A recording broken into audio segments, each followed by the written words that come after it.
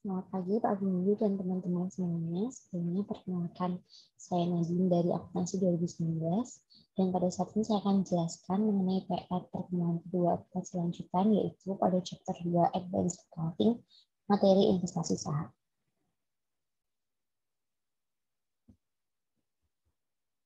Baik, untuk soal yang pertama yaitu pada P2.1 mengenai computations for interim purchase dengan keterangan investasi hasil discounted operation loss.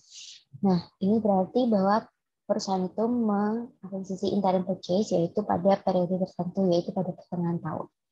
Nah, di sini diceritakan bahwa Kumau Corporation membayar sejumlah 600.000 dalam cash untuk membeli 40% saham yang dimiliki oleh Sachi Corporation pada tanggal 1 April 2016, yaitu ketika Sachi common stock yaitu jatuh pada sejumlah $1 juta dan the book value of its net assets, nilai buku dari net asset yang dimiliki oleh Sachi itu sama dengan fair value-nya.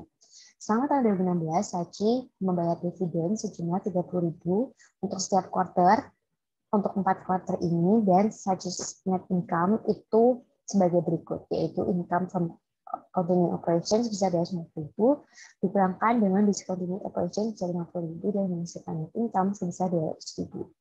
Untuk soal yang pertama, kita diminta untuk mencari goodwill atau gains on the bargain purchase atas pembelian saham ini. Nah, yang pertama ini ada the schedule for allocating the excess of investment cost over book value of interest acquired. Di sini kita menuliskan investment cost yang dikeluarkan oleh Kumau Corporation sebesar 600.000 dikurangkan dengan share of fair equity pada tanggal 1 April, yaitu beginning equity net asset yang dimiliki oleh Kumau Corporation sebesar 1 juta tadi, dan ditambahkan dengan income yang sudah dihasilkan Sachi's Corporation itu pada tanggal 1 April, yaitu dengan net income sebesar 200.000 dikalikan dengan 3/12 months, artinya dari sejak Januari hingga April. Baik, kemudian untuk yang selanjutnya yaitu adalah dividends, dikurangkan dengan dividends paid pada 1 Maret sebesar 30.000, yaitu dividends paid yang sudah dibayarkan sebelum 1 April. Dan total yang ekuitas yang dimiliki oleh Sachi Corporation itu sebesar 1.020.000 pada tanggal 1 April ketika Kumau Corporation membelikan sahamnya. Dan dikalikan dengan saham dia akui yaitu sebesar 40%, sehingga ekuitas yang dikurangkan yaitu 408.000. Dan terjadi goodwill di sini karena investment cost lebih besar daripada ekuitas yang nilai ekuitas yang didapatkan Kumau Corporation dari Sachi Corporation. Jadi goodwill-nya atau sesinya sebesar 192.000. Kemudian yang kedua, kita menghitungkan income dari Sachi untuk tahun 2016. Nah, income ini didapatkan dari besaran income from continuing operations sebesar 250.000 dikalikan dengan 40% dikalikan lagi dengan 3/4 tahun. Dikarenakan 3/4 tahun ini karena income yang dicatat pada tanggal akhir tahun 2016 yaitu dicatat sejak tanggal 1 April, yaitu sejak Kumau Corporation membelikan saham dari dan memiliki ekuitas dari investasi sebesar 75.000 total. Kemudian yang ketiga, kita menghitung investment in Sachi account balance pada tanggal 31 Desember.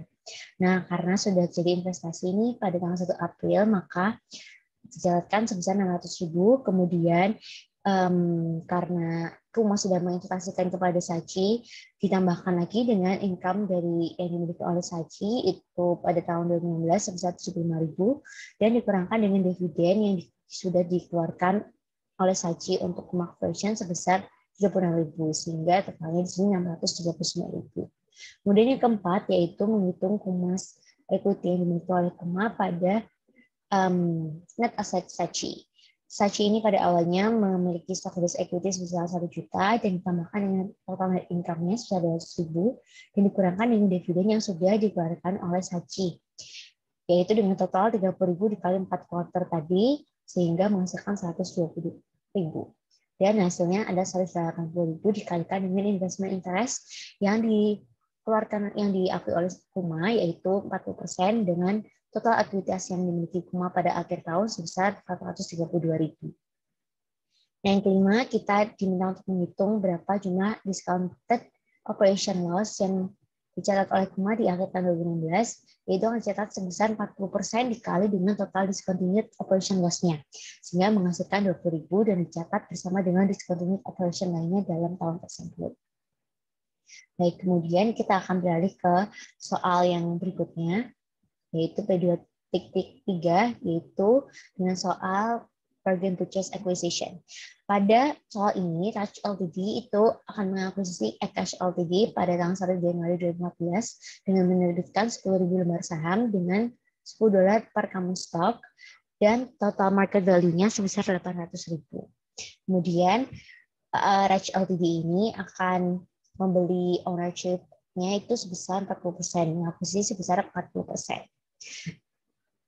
Sementara itu dari sisi Akash Ltd akan dicatat dia memiliki net assets pada awal tahun itu sebesar 2.250.000 dan mengeluarkan dividen pada tanggal 1 Desember sebesar 160.000 serta net income yang dimiliki 400.000. Dan ini ada data yang disajikan book value dan fair value dari aset yang dimiliki oleh Akash Ltd. Kemudian beralih ke nomor 1 di sini adalah schedule for allocating the investment cost over the book value or fair value of the interest acquired, yaitu investment cost yang dikeluarkan oleh Raj Ltd sebesar 800.000 dan dikurangkan dengan book value yang diakui atau beginning equity tadi yang diakui pada awal tahun, yaitu sebesar 2.250.000 dikalikan dengan berapa persentase yang diakui atau diakuisisi Raj, yaitu sebesar dengan total 900.000.